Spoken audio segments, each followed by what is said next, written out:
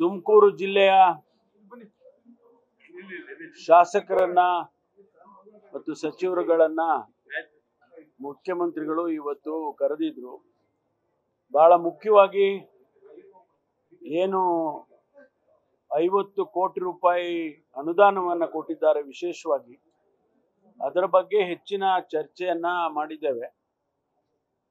ಮತ್ತು ಅದರಲ್ಲಿ PWDಗೆ ಎಷ್ಟು ಹಣ ಕೊಡಬೇಕು ಮತ್ತು ರೂರಲ್ ಡೆವಲಪ್ಮೆಂಟ್ಗೆ ಕೊಡಬೇಕು ಮತ್ತು ಶಾಸಕರ ಡಿಸ್ಕ್ರಿಷನ್ಗೆ ಎಷ್ಟು ಕೊಡಬೇಕು ಹಾಗೆ ಅಂತೇಳಿ ಅದನ್ನೆಲ್ಲ ಚರ್ಚೆ ಮಾಡಿದ್ದೀವಿ. ಅದ್ರ ಜೊತೆಗೆ ನಮ್ಮ ಜಿಲ್ಲೆಯಲ್ಲಿ ಸಣ್ಣ ಪುಟ್ಟ ಘಟನೆಗಳು ನಡೆದಿದ್ದು ಅಂತೇಳಿ ಅದನ್ನು ಕೂಡ ನಾವು ಚರ್ಚೆ ಮಾಡಿದ್ದೀವಿ. ನಮ್ಮಲ್ಲಿ ಯಾವುದೇ ರೀತಿಯ ಗೊಂದಲ ಇಲ್ಲ ಶಾಸಕರಲ್ಲಿ. ನಾವೆಲ್ಲ ಒಟ್ಟಿಗೆ ಸಂಯಮದಿಂದ ಕೆಲಸ ಮಾಡ್ಕೊಂಡು ಹೋಗ್ತೀವಿ. ಮುಂದಿನ ಅಭಿವೃದ್ಧಿ ದೃಷ್ಟಿಯಿಂದ, ಜಿಲ್ಲೆಯ ಅಭಿವೃದ್ಧಿ ದೃಷ್ಟಿಯಿಂದ ನಾವೆಲ್ಲ ಒಟ್ಟಿಗೆ ಕೆಲಸ ಮಾಡಬೇಕು ಅಂತೇಳಿ ಮುಖ್ಯಮಂತ್ರಿಗಳು ಕೂಡ ತಿಳಿಸಿದ್ದಾರೆ. ಆ ರೀತಿ ನಾವು ಕೆಲಸ ಮಾಡಿಕೊಂಡು ಹೋಗ್ತೇವೆ.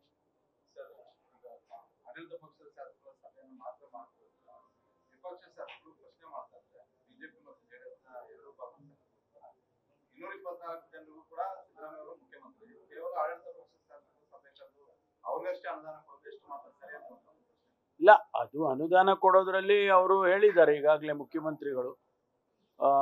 ಹಿಂದೆ 25 ಕೋಟಿನೋ 30 ಕೋಟಿನೋ ಏನೋ ಕೊಡಬೇಕು ಅಂತ ಹೇಳಿ ತೀರ್ಮಾನ ಮಾಡಿದ್ದಾರೆ. ಜೊತೆಗೆ ಆಡಳಿತ ಪಕ್ಷದವರು ಸ್ವಾಭಾವಿಕವಾಗಿ ಸರ್ಕಾರ ನಡೆಸ್ತಕ್ಕಂಥವ್ರು, ಅದಕ್ಕಾಗಿ ಅವ್ರನ್ನ ಕರೆದು ಮಾತಾಡಿದ್ದಾರೆ. ಅನುದಾನ ಕೊಡೋದ್ರಲ್ಲಿ ನಾವು ಏನು ಹಿಂದೆ ಬೀಳೋದಿಲ್ಲ ಅಂತ ಹೇಳಿದ್ದಾರೆ. ರಾಜಕೀಯ ಏನು ನಾವು ಮಾತಾಡಿಲ್ಲ,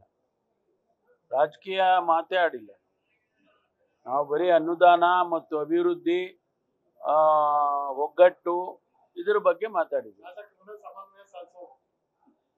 ಬೇಕಲ್ವಾ? Thank you. ಪ್ರಧಾನಮಂತ್ರಿ ಅವರು ಸಂಸತ್ನಲ್ಲಿ ಒಂದು ಹೇಳಿಕೆಯನ್ನು ಕೊಟ್ಟಿದ್ದಾರೆ. 3 ದೇಶಗಳು ಹೊರತುಪಡಿಸಿ ಉಳಿದೆಲ್ಲಾ ದೇಶಗಳು ನಮಗೆ ಆಪರೇಷನ್ ಸಿಂಧೂರದ ಬಗ್ಗೆ ಪ್ರಶಂಸೆ ವ್ಯಕ್ತಪಡಿಸಿದ್ದು, ಜೊತೆಗಿದ್ದು, ಆದ್ರೆ ಕಾಂಗ್ರೆಸ್ ನಮ್ಮ ಜೊತೆಗಿರ್ಲಿಲ್ಲ. ನೋಡಿ, ಅವರೇ ನಮ್ಮನ್ನ ಬೇರೆ ಮಾಡಿಬಿಟ್ರೆ ಪ್ರಧಾನಮಂತ್ರಿಗಳು ಎಲ್ಲರನ್ನೂ ವಿಶ್ವಾಸಕ್ಕೆ ತಗೊಂಡೇ ಮಾತಾಡಬೇಕು. ಇವತ್ತು ನಾವು ಆಪರೇಷನ್ ಸಿಂಧೂರ ಇರ್ಬೋದು ಅಥವಾ ಹಿಂದೆ ಯುದ್ಧಗಳ ನಡೆದಂತ ಸಂದರ್ಭದಲ್ಲಿ ಇಂದಿರಾ ಗಾಂಧಿ ಅವರನ್ನ ವಾಜಪೇಯಿ ಅವರು ಏನಂತ ಕರೆದಿದ್ರು? ದುರ್ಗೆ ಅಂತ ಕರೆದಿದ್ರು, ಹೌದಲ್ವಾ? ಇವತ್ತು ನಾವು ಎಲ್ಲರೂ ಕೂಡ, ಕಾಂಗ್ರೆಸ್ ಪಕ್ಷವು ಕೂಡ ಸಹಕಾರ ಕೊಟ್ಟಿದ್ದಾರೆ.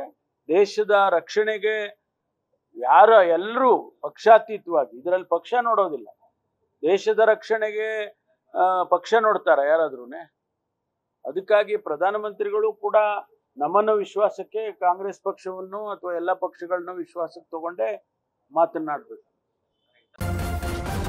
ನ್ಯೂಸ್ ಫಸ್ಟ್, ನಿರ್ಭೀತಿಯಿಂದ ನಿಮ್ಮ ಪರವಾಗಿ.